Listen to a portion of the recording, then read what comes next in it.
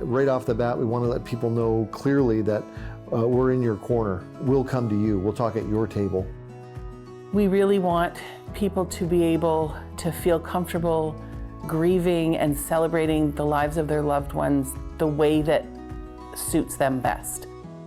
From beginning, middle, and end, the personal touch is crucial.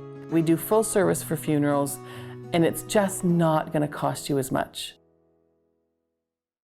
This part here where my studio is was actually the original part of the home, and they lifted it up and added the second story under it. So these floors that you see in my studio are the oldest floors in the house. No way. And that's why this space was so special to me. Yeah. And I've thought about moving my studio elsewhere before, but it just doesn't make sense because this is just such like a warm and inviting space for me.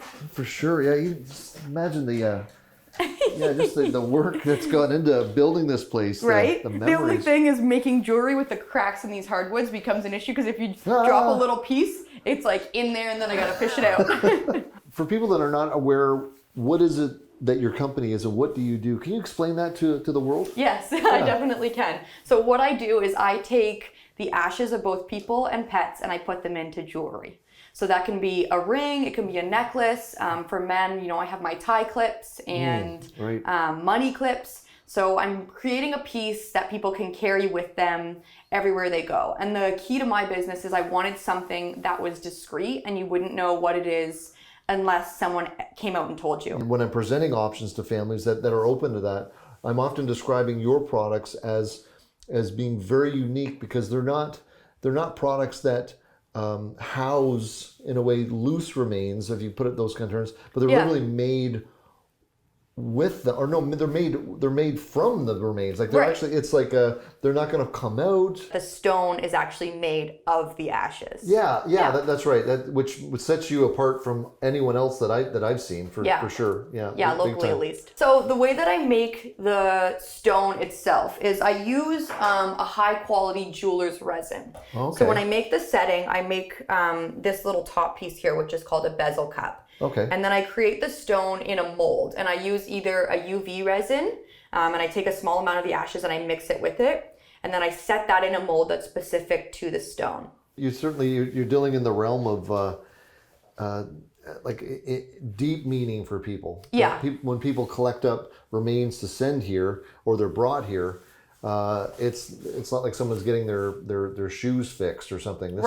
There's a real sacredness to it, for sure. Yeah, and actually that's a good point. Let's talk a little bit about that because that is when people like you come into play. Right. So probably 50% of my business comes from the online market space. Cool. And those people are doing the collection themselves. Right. And I know that is really, really hard for people to do, right? Yeah. Like you and I are used to the whole concept of human remains, cremation, and we're not nervous about that in any sense. Yeah. But to open your grandfather's urn, take a teaspoon out, scoop ashes out, and put them into a collection kit and send them halfway across the world can be very scary for people. Yeah. And that's when it's great to have funeral partners like you that actually take care of that for the customer, for the end user of the product. I'm sure you've come across this where some people would see what you do and the products that you create as in poor taste. Definitely. How do you deal with that? So there's kind of two aspects to that. One of my favorite things is when I go to like a craft show or something and watching the range of reactions of people as they walk by. They slow down, they read what I do and they go, oh, and then you see them whispering to each other as they walk away. Yeah, right. And I know that what I do is not for everyone. Yeah. And I think that's kind of like the beautiful thing about it is like everyone in grief needs to find something that resonates with them and that helps them.